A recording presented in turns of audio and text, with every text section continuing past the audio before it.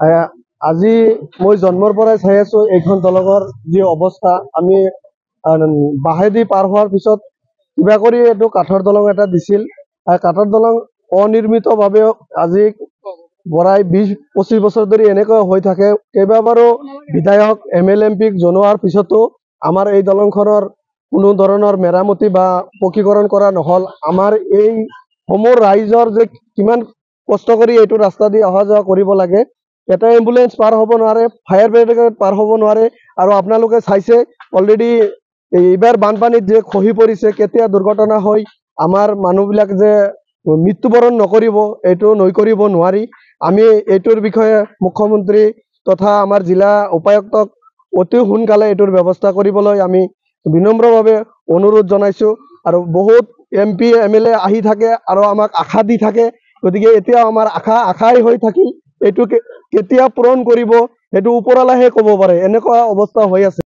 চাওক, এইটো ভাৰত স্বাধীন হোৱাৰ পিছৰ পৰাই জনবসতি আছে, কিন্তু এতিয়ালৈকে নৱগঠিত পাকাবাটবাৰী সমষ্টিত পৰিছে, আগতে সৰুক্ষেত্ৰী সমষ্টিত এতিয়ালৈকে দলংখনৰ হোৱা নাই। কাৰণ পাকাবাটবাৰী আপোনাৰ সৰুক্ষেত্ৰী সমষ্টিৰ অন্তিম পৰ্যায়ৰ হয় আৰু এতিয়ালৈকে কোনো বিধায়কে ভাৰত স্বাধীন হোৱাৰ পিছৰ পৰাই কোনো বিধায়কে এই দলঙৰ প্ৰতি গুৰুত্ব দিয়া নাই। গতিকে আপোনালোকৰ চেনেলৰ জৰিয়তে আমি মাননীয় মুখ্যমন্ত্ৰীলৈ আৰু বৰপেটা জিলা উপায়ুক্তলৈ আমি অনুৰোধ জনাওঁ যে অতি সোনকালে এইখন দলংখন ভাল কৰি দিব লাগে আৰু পকী RCC কৰিব লাগে। কাৰণ আপোনালোকে আহি কেনে চাইছে যে এটা প্ৰেগনেঞ্চি লেডি গৈ থাকোঁতে তো কিমানখিনি এটা অসুবিধাৰ মাজত পাৰ হৈ যাব লগা হ'ল। না বাইক যায়, না চাৰিচকীয়া যায়। গতিকে এইখন এটা দুৰ্ভাগ্যজনক, একবিংশ শতিকাত যে এনেকুৱা এখন দলং আছে অসমত, তাৰ কাৰণে দুৰ্ভাগ্যজনক। কিমানখন গাঁও আছে এইখনত মিনিমাম ধৰক 10খন গাঁৱৰ ৰাইজে এইখন দলঙৰ ওপৰেদি আপ ডাউন কৰা হয়। মিনিমাম ধৰক আপোনাৰ পাৰ ডে নগ'লেও 10,000 পৰা 15,000 মানুহ আপ ডাউন কৰিব লগা হয়। কিন্তু এতিয়ালৈকে এতিয়া চাওক, আজি চাইকেল এখনলৈ যাব নোৱাৰে।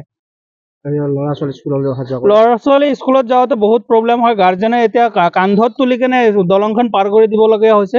গতিকে এইটোৰ কাৰণে অতি সোনকালে মাননীয় মুখ্যমন্ত্ৰী আৰু বৰপেটা জিলা প্ৰশাসনে ইয়াৰ বিশেষ ব্যৱস্থা ল'ব লাগে। এই ঠাইখনৰ নাম কি?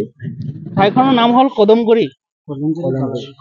কদমগুৰি বালাৰবিটা, 4টা গাঁৱৰ মাজত এইটো দলং হয়। Do not forget to like, share and subscribe to the Assam Tribune.